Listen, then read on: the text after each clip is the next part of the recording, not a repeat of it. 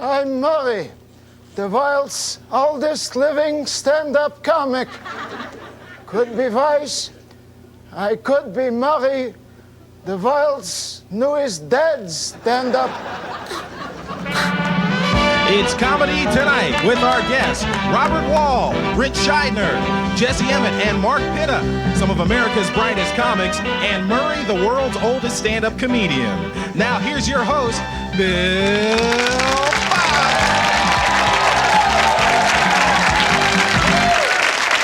Murray, what a guy. Thanks for staying alive, Murray. All right, Robert Wuhl is not only a comedian, he played Newbomb Turk in the movie Hollywood Nights, and he wrote for the TV show Police Squad, so naturally tonight, he's at the piano. Thank you very much.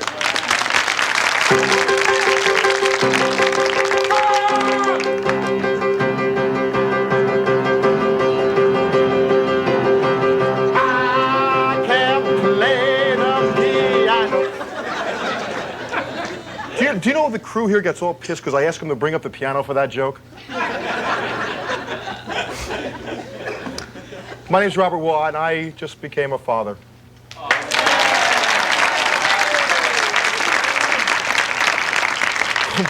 Boy, if my wife finds out about this...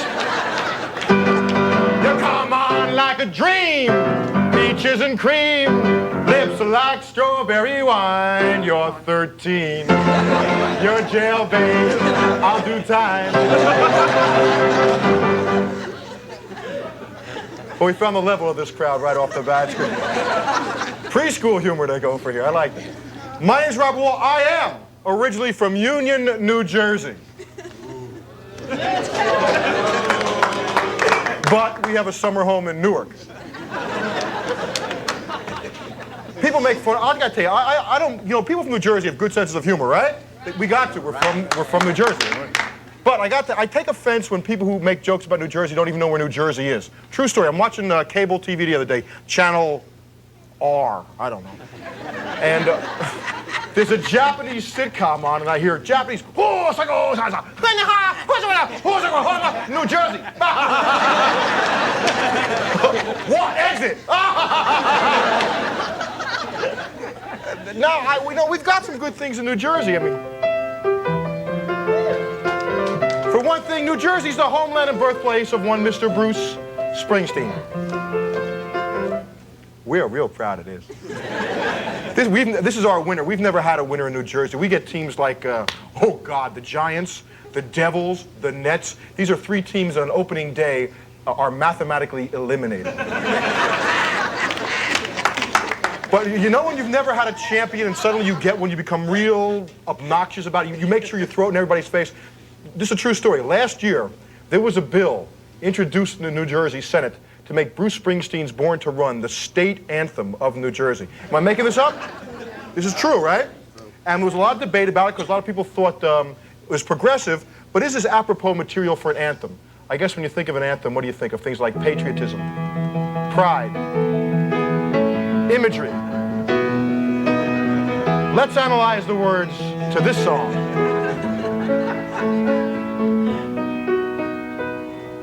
In the days we sweated out on the streets of a runaway American dream, at nights we ride through mansions of glory in suicide machines. You know, you'll find very few anthems with the word suicide in the open, but New Jersey, right up front, huh? The really funny thing is most people who commit suicide in New Jersey have help.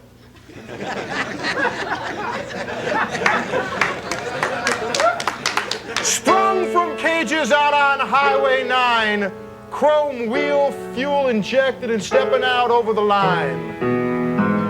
Whoa! Can you picture your grandmother with you at a ball game right then? Belting out the whoa!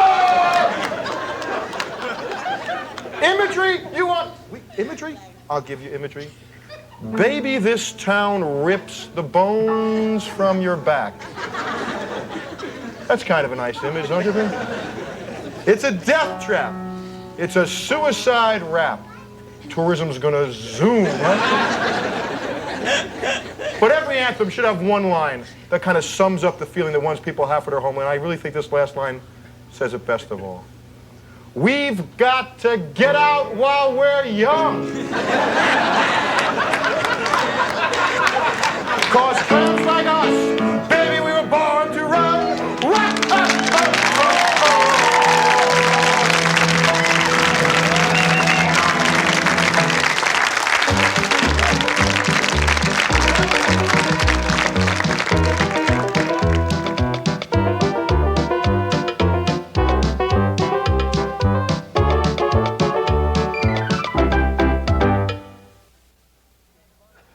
Here's another comedian from LA. He says, don't take your fun too seriously. Rich Scheidner.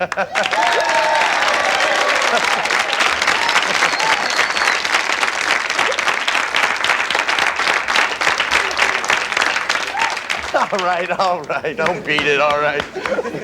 How much do we go? How much? This is a great jacket, huh? Got this jacket in New York. Hey, the guy looked dead. But you know, folks, it's like, there's certain ways I don't want to die. I don't want to be eaten by another animal. That's a primal fear I have, to be eaten by another animal. You know, and it's like, it's because we as people, we think we're at the top of the food chain. Wrong. People, sharks. Okay? Look at it from the shark's point of view. If you were a shark, what would you rather do for your meal? Chase a tuna swimming maybe 30 miles an hour? Or head for the thing bobbing in the surf that's yelling, throw me the frisbee! It's a takeout window for these things. Come on. I don't want to die in a plane crash either. And it's weird flying now, especially after last summer with all those crashes. You get on a plane now, no one wants to sit up front. Everyone's jammed in the back. Oh yeah, we're all smokers, every one of us, that's right. Eat my little boy, that's right, Dad, do it all the time, I can't stop. Give me the back down, I'm running out. And the pilot's going, get some people up front! We can't take off like this! It's not a space shuttle, you idiots! As you ever watched, you know, when the stewardess goes over the safety features, I like to watch everybody just like ignore the stewardess when they go through the safety feature. Because they go that, remember how to work your safety belt? Let me ask you a question.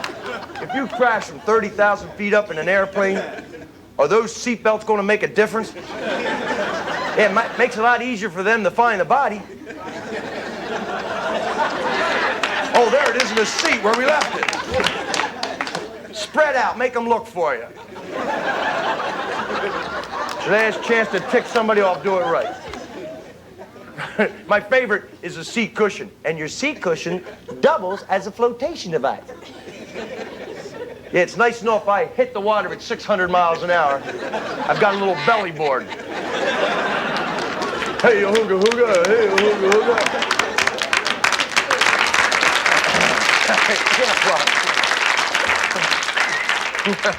Now I'm laying on a Ritz cracker waiting for a shark. Might as well put an olive on my back and stick a toothpick through me. Right? Gee, I hope they heard our SOS. I don't know. Other ways I don't want to die. New York as a state does not have the death penalty. Right?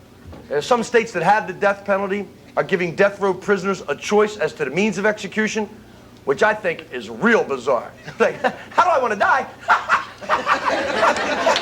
I guess old age is out of the question at this point.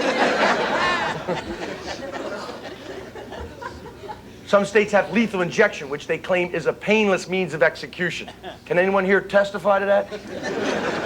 That's what the French thought when they invented the guillotine. They thought this was painless, state-of-the-art execution. Then they found out after the head is severed, it lives on for about 2 minutes. And every once in a while during the French Revolution, the executioner would pick up a severed head and show it to the crowd. I'm thinking, what's the last thoughts of this head? Gee, I hope nobody from my high school's here. This is really embarrassing, man. How about let's just put me back in the basket and let's call it a day, huh? Thanks a lot, folks. You've been a lot of fun. Really.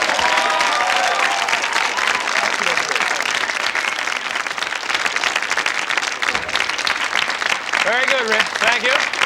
All right, joining us right now is the senior statesman of stand-up comedians, a man who says he has forgotten more about comedy than he ever knew. Murray, the world's oldest stand-up comedian. Murray.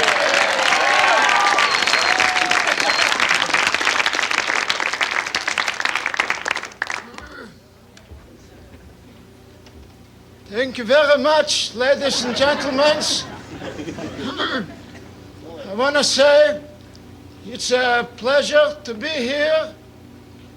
I want to say that, but I just flew in from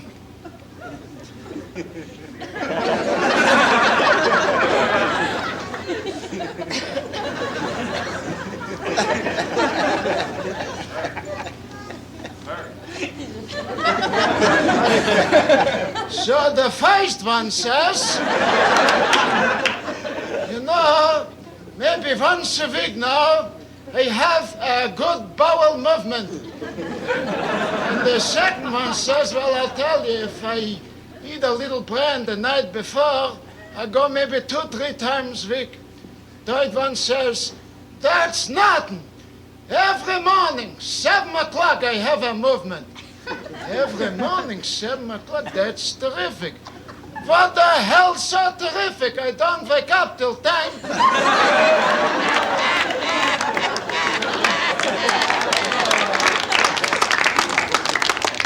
And speaking of my wife, boy, is my wife fat. How fat is she? What? How fat is she? She's very fat. Her tushy is so big, she brings home a different chair every night. And boy, is my wife ugly. How ugly is she? Stop that! My wife is so ugly. Every time she cries, the tears roll down the back of her head just to avoid her face. My wife used to be a Jap. That's a Jewish-American princess, but she got too old for that. Now she's a Jade. That's a Jewish-American domineering empress. So tell me, what's the difference between a Jewish-American domineering empress and a vulture? A vulture will wait until you're dead to eat your heart out. Thank you, good night.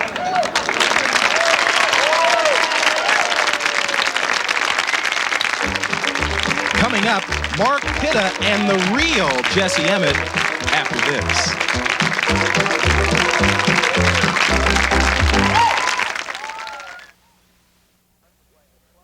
Mark Pitta is here tonight and he just returned from playing a club in Fairbanks, Alaska. So won't you please rub your hands together for Mark Pitta.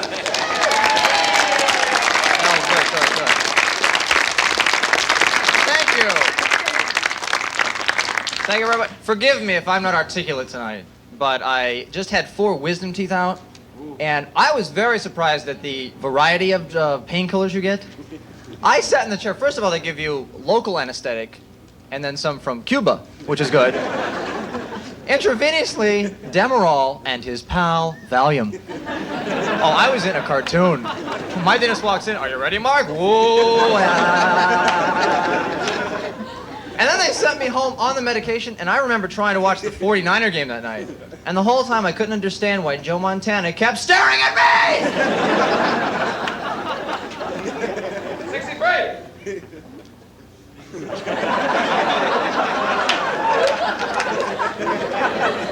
Because all I ever got before was the gas. And even that's fun, but the more you have, the longer it takes to wear off. Oh, I went home, my mom's trying to take a family picture. She goes, smile, Mark. I went, ooh. I look like Sylvester Stallone, all I do is this. Ooh. Boy, Stallone must be happy. They're coming out with Rambo dolls for kids now. What are 7-year-olds going to do with these dolls? What, go in the backyard? It wasn't my war. I want America to love me as much as I love it. If Rambo ever dates Barbie, that's the end of the dream house right there. Come out there, Barbie. You see Ken flying out the door. It's Rambo.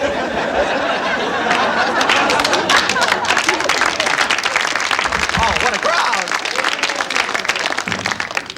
My favorite movies, though, are the Clint Eastwood westerns. You know, the kind with American voices dubbed in? Because you know you're going to see that scene where a cowboy says,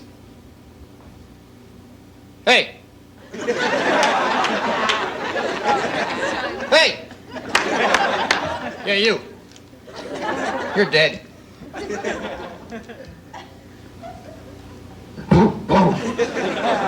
I saw 3 of these once at a theater. I couldn't help believing going to the corner. "Hey, taxi!" What's weird, this guy drives up and goes, "Yeah, or 2. Second favorite movie is any Elvis Presley film, just to see what occupation Elvis was going to be. It didn't really matter. They'd always find an excuse for him to start singing. Right, one time he was a farmer plowing the fields, right? "Hey, Lucky, the cattle, they're stampeding. What do we do?" "Well, hey, little cattle, gonna get yourself a battle with me. Oh, here's there, cattle, you better head south or you're gonna get yourself a case of them now. Oh." And the cattle's behind him going, "Oh."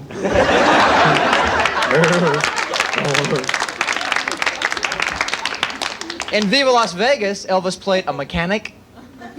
Yeah, I like to see Elvis Presley work on somebody's car. "All right, now you need a quart of oil. Let me get that for you."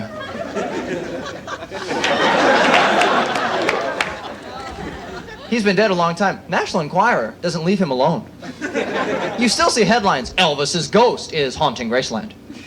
Right, what's he doing now? What, hanging around the hallways and going, "Boo." Thank you very much. Thank you very much.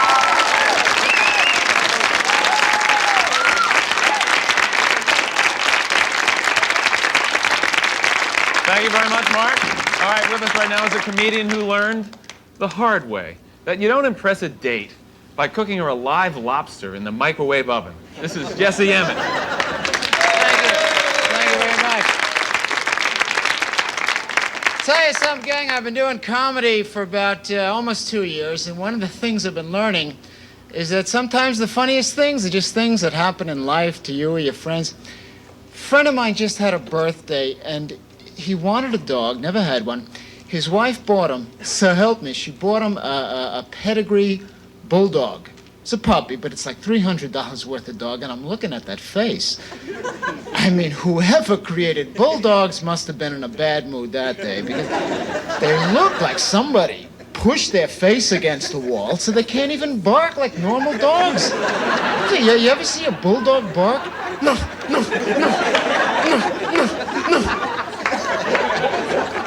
It's weird. I get the feeling they're trying to tell me something. You know? Like maybe these are reincarnated people put inside these bodies as some kind of joke, you know? It's like they're saying, "No, no, don't you know me? I'm your grandfather." I love watching dogs though because they're so unself-conscious. Unlike people.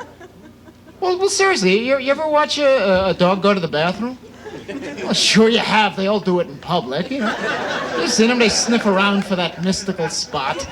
They squat, they get that glazed look in their eyes. They don't give a damn who's looking at them. You walk in on a human being going to the bathroom, someone's in here! Ooh. And then when a person eats something or drinks something that makes them nauseous, the first thing they want to do is get away from other people. There's no way you can gracefully barf in public. Doesn't work. You ever watch a dog get sick? Seriously, they all do it the same way. They kind of stand there in the middle of the room as if they're saying, "I don't think I feel good." Then the rib cage starts to contract, you know. And then they all make that same great noise letting you know they're gonna upchuck the elbow. You know the noise? "What's the matter, boy? You don't look it. What's the matter?" Oh, come on, boy. See if you can make it out the door. Come on, try one.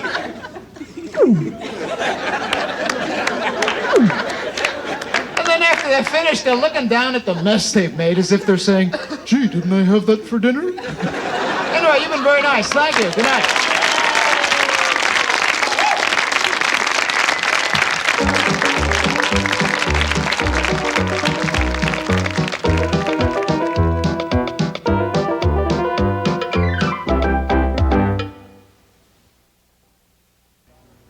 Thanks to our guests Robert Wuhl, Rich Scheidner, Jesse Emmett, Mark Pitta, and our announcer, Mark McHugh. Bill, excuse me. I know this is Mark. very unprofessional. Oh, what? I just wanted to say hi out there to Phoebe Cates. Phoebe? Yeah.